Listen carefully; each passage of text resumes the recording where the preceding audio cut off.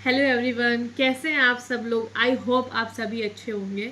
तो आज की वीडियो है मेरी कि why I choose CA only. बहुत सारे ऑप्शन होते हैं कॉमर्स स्ट्रीम के लिए, CA, CS, CMA, but CA ही क्यों? ऐसी क्या अपॉर्चुनिटी है सीए में जो और अदर स्ट्रीम में नहीं है? सबसे पहला कंसेप्ट आता है कि सीए, क्योंकि अदर कॉमर्स बैकग्राउंड वाले भी बनते हैं जो इंटरेस्ट लेते हैं, बट मेरे इंटरेस्ट में सीए क्यों आया?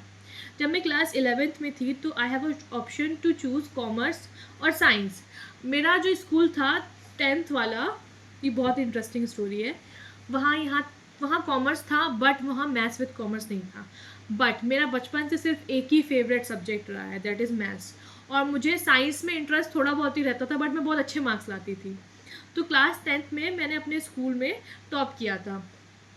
थर्ड टॉपर थी मैं पूरे स्कूल की, और जो फर्स्ट सेकेंड टॉपर थे वो हिंदी मीडियम के बच्चे थे। उसके बाद क्या हुआ कि क्लास 11th में मम्मी ने बोला कि साइंस ले लो।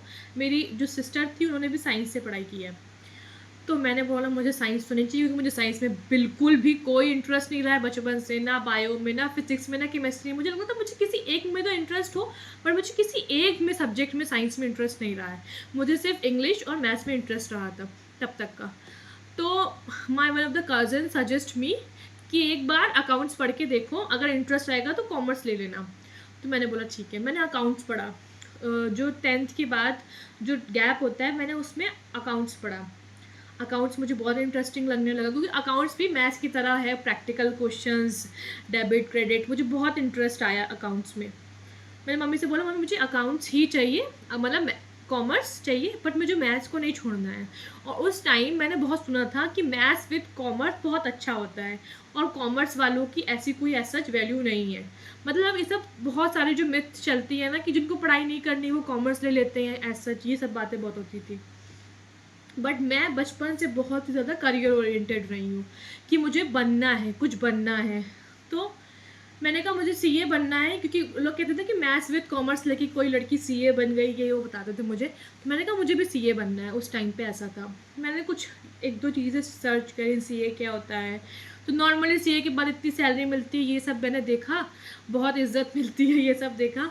बट मुझे पता नहीं था कि जॉब क्या होती है, कि खुद की फर्म खोल सकती है, ये सब चीज़ें मुझे नहीं पता थी। बट इसके बाद मैंने जो ट्रेनिंग वगैरह ली है, बहुत ही इंटरेस्टिंग स्टोरीज़ हैं और बहुत ही मोटिवेटिंग है कि मुझे इंटरेस्ट इतना बिल्डअप कैसे हो गया सीए के लिए। तो शुरुआत होती है क्लास 11th में। बहुत स्ट्रगल करके मुझे मैथ्स विद कॉमर्स वाला स्कूल मिला, एडमिशन लिया, क्लास 11 बहुत अच्छे से किया। 12th में लग गया था कोविड। कोविड के टाइम पे पूरे टाइम पढ़ाई की मैंने। नहीं, क्लास 11 की लास्ट में ही मैंने स्टार्ट कर दिया था। हाँ, तो मेरा ये था, नहीं, क्लास 11th खूब अच्छे से किया। क्लास 12th की स्टार्टिंग में मैंने पढ़ाई की खूब अच्छे से, तो फिर कोविड लग गया। फिर कोविड जैसे खुला है, जो पहला कोविड जब खुला है, तो मुझे ये था कि मुझे कुछ ना कुछ साथ में करना है। 12th में मैं पढ़ाई तो कर रही थी, बट मुझे एज एन प्रैक्टिकल नॉलेज चाहिए, ट्रेनिंग चाहिए, कि मुझे पता हो कि काम क्या होता है सीए में। तो फिर क्या हुआ कि मैंने गूगल खोला फ़ोन में, उसमें सर्च किया सीए फर्म नियर मी, जितने सीए थे, कम से कम बहुत सारे सीए थे। तो मैंने सब जगह कॉल लगाया कि मुझे ट्रेनिंग करनी है, मैं 12th में हूँ, मुझे ट्रेनिंग करनी है। सबने बोला बिना एक्सपीरियंस वालों को कैसे ले लें, ये वो ट्रेनिंग के लिए, आपके आर्टिकलशिप के लिए फ़ोन कर रहे हो क्या, ये वो। लेकिन एक सर ने थे, उन्होंने मुझे बुलाया, बोलते ठीक है बेटा आप आ जाओ, ये टाइम पे आप आ जाओ। तो मैं अपनी सिस्टर के साथ गई। मैं गई, उन्होंने मेरे से पूछा, कुछ कुछ चीज़ें पूछी अकाउंट्स के बारे में। बोले क्यों करना चाहती हो ये, आप ट्रेनिंग आप क्यों लेना चाहती हो सीए की? तो मैंने बोला कि मुझे जो बुकिश पार्ट होता है वो अच्छा लगता है, बट मुझे रियल एक्सपीरियंस लेना है कि सीए के बाद क्या वर्क करते हैं। मुझे मतलब स्किल डेवलप करनी है, मुझे अच्छा लगता है कि कोई प्रैक्टिकल ट्रेनिंग हो मेरी। तो उन्होंने बोले कि अच्छा आपको कंप्यूटर चलाने आता है? तो मैंने बोला मुझे नहीं आता, कुछ नहीं आता मुझे। उस टाइम पे मेरे पास लैपटॉप कंप्यूटर कुछ भी नहीं था उस टाइम पे। मुझे कंप्यूटर पता नहीं था कि पहले सीपीयू ऑन करते कि मॉनिटर ऑन करते, मुझे कुछ भी नॉलेज नहीं थी उस टाइम पे। बट उन्होंने बोला कि ठीक है आप आ जाओ। तो मैं गई वहाँ नेक्स्ट दिन से पूरा प्रॉपर। मैं उस टाइम पे स्कूल भी जाती थी, स्कूल के बाद मैं वहाँ जाती थी, ठीक है। तो फिर स्कूल क्योंकि थोड़ा टाइम तक का था, फिर स्कूल बंद हो गया, ऐसा चल रहा था क्योंकि कोविड का टाइम था ना। पर मैं वहाँ ज़रूर जाती थी, मास्क लगा के जाती थी प्रॉपर सीए फर्म में। वहाँ पे पूरे के पूरे जितने स्टाफ थे सारे के सारे लड़के, बट मैं ऐसे ही प्रॉपर हिजाब में जाती थी वहाँ पे। और जितने भाई थे वो सब मुझे, मतलब कि सबके सब मुझे बताते थे हर एक चीज़ें। सबसे पहले सर ने मुझे दी थी बैंक रिकन्सिलेशन करने को, एक्सेल में समझाया मुझे सबने कि ऐसा ऐसा चीज़ें करती है। टैली मुझे सिखाया, ठीक है। जब मैं पहली बार गई तो मैंने अपने बाजू वाले भैया से पूछा इसको ऑन कैसे करना है। उन्होंने पूछा आप इतनी छोटी, तुम्हें क्या ज़रूरत करने की। वो सबके सब सीए कर रहे थे, सबने इंटरमीडिएट निकाल चुके थे, सबके सब फाइनल कर रहे थे। और सबसे मैं पूछ रही हूँ आपको कितने अटैम्प्ट लग रहे हैं, आपको कितने अटैम्प्ट लग रहे हैं, आपने कितने अटैम्प्ट, सबको मैंने फुल एम्बेरस किया जो नहीं करना चाहिए, क्योंकि मैं थोड़ी चाइल्डिश थी उस टाइम पे।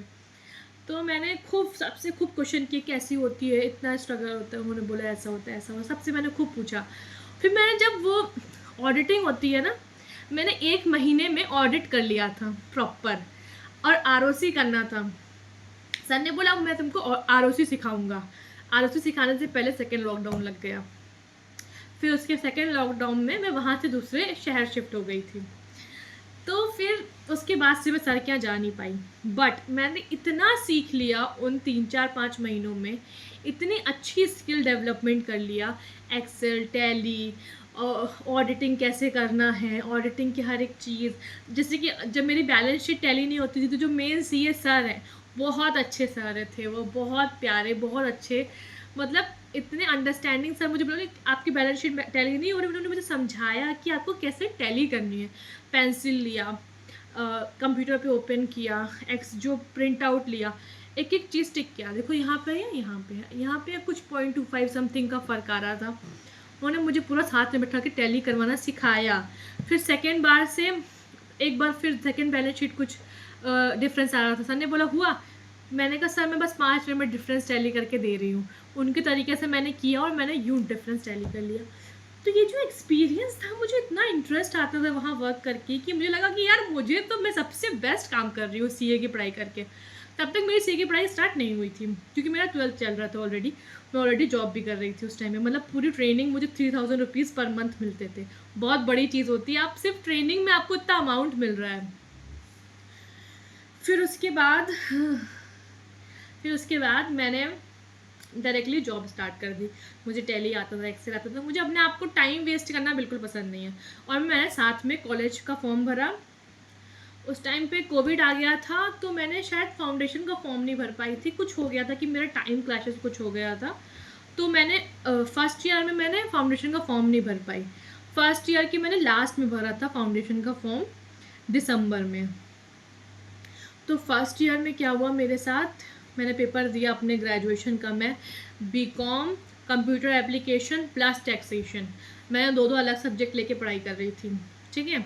साथ में मेरी जॉब चल रही थी जहाँ पे मैं जूनियर अकाउंटेंट थी। वहाँ पे मैं जूनियर अकाउंटेंट से मैं सीनियर अकाउंटेंट तक गई हूँ, मेरी अच्छी पोस्ट हुई है वहाँ पे। फिर वहाँ पे मैंने वर्क करते करते फर्स्ट ईयर में मैंने पूरा जॉब किया, बहुत अच्छा। मैं खूब 6 घंटे के लिए मैं जॉब करती थी, फिर आती थी घर में पढ़ाई करती थी। उस टाइम पे भी मैंने यूट्यूब चैनल ओपन किया था सीए फाउंडेशन के बच्चों के। उस टाइम पे फाउंडेशन की मैं पढ़ाई करती थी, मैं कुछ ना कुछ डालती रहती थी। बट मुझे इतना उस टाइम पे एनालिटिक्स के बारे में पता नहीं था, चीज़ें पता नहीं थी, तो इतना कुछ नहीं। बट अपना क्रिएटिव चीज़ें करना वो मैंने कभी नहीं छोड़ा लाइफ में। फिर फर्स्ट ईयर में लास्ट में रजिस्ट्रेशन करवाया सीए का, खुद से पढ़ाई की, कोई कोचिंग का तो टाइम ही नहीं था। मैं घर पे खुद से पढ़ाई करती थी, पढ़ाई की, और मेरा सारे सब्जेक्ट मेरे निकल गए, मैं मैथ्स में रह गई। और जब मैं मैथ्स का पेपर देकर आई थी मुझे पता था कि मैं मैथ्स में नहीं पास होने वाली, क्योंकि मैंने मैथ्स का पेपर अच्छा की ही नहीं थे। मैंने पहले अपनी मम्मी बता दी, मम्मी मैं मैथ्स में नहीं हो पाऊँगी पास। मम्मी बोली क्यों? मैंने बताया रीजंस कि मेरा टाइम ही नहीं बचा, टाइम पूरा चला गया। फिर मैं खूब रोई कि मेरे साथ ऐसा कैसे हो सकता है, maths is my only favourite subject, maths की वजह से मैंने सीए की पढ़ाई स्टार्ट की है, कैसे क्या। थोड़ा बहुत रोई। फिर उसके बाद सर्च की कि मेरी क्या क्या गलतियाँ, मैथ्स में लोग क्यों फेल होते हैं। Then I got to realise कि प्रैक्टिस इज़ वेरी इंपॉर्टेंट। और अकाउंट्स में भी मेरे सारे क्वेश्चंस मुझे बनते हैं क्योंकि अकाउंट्स मेरा बहुत अच्छा था, बट टाइम की बहुत कमी पड़ी थी। लेकिन मैं अकाउंट्स में मेरे अच्छे मार्क्स आए थे, 68-69 आए थे। लॉ में मैं पास थी, लॉ में 59 आए थे, मैथ्स में मेरे कम आए थे, मैथ्स में मैं रह गई थी, और इकोनॉमिक्स में मेरे 70 कुछ थे, पता नहीं, याद नहीं मुझे, फर्स्ट अटैम्प्ट में फाउंडेशन के। बट साथ में मैं जॉब कर रही थी। उसके बाद मैंने उसी दिन रो धो के सेकेंड अटैम्प्ट के लिए फॉर्म भर दिया। बट मेरे ना ग्रेजुएशन के टाइम क्लैश हो गए, एग्जैक्ट डेट पे ग्रेजुएशन के सेकेंड ईयर के प्लस फाउंडेशन के। यूनिवर्सिटी गई, बहुत सारी चीज़ें की, बट टाइम का वो चेंज नहीं हुआ, कुछ भी नहीं हुआ सेकेंड ईयर का। बहुत प्रॉब्लम हुई। फिर मैंने बहुत लोगों से बात करी कि मैं क्या करूँ, कौन सा एग्ज़ाम स्किप करूँ। तो यूनिवर्सिटीज़ के जो एग्ज़ाम होते हैं ना, वो आफ्टर 1 ईयर होते हैं। फिर मेरा 1 साल गैप हो जाता, और जो फाउंडेशन था वो 6 महीने के बाद होना था। तो मैंने बहुत वो करी कि चलो ठीक है, यूनिवर्सिटी का एग्ज़ाम देते हैं, फाउंडेशन का हम नेक्स्ट दिसंबर में देंगे। तो फिर नेक्स्ट दिसंबर में मैंने एग्ज़ाम दिया 2023 दिसंबर में।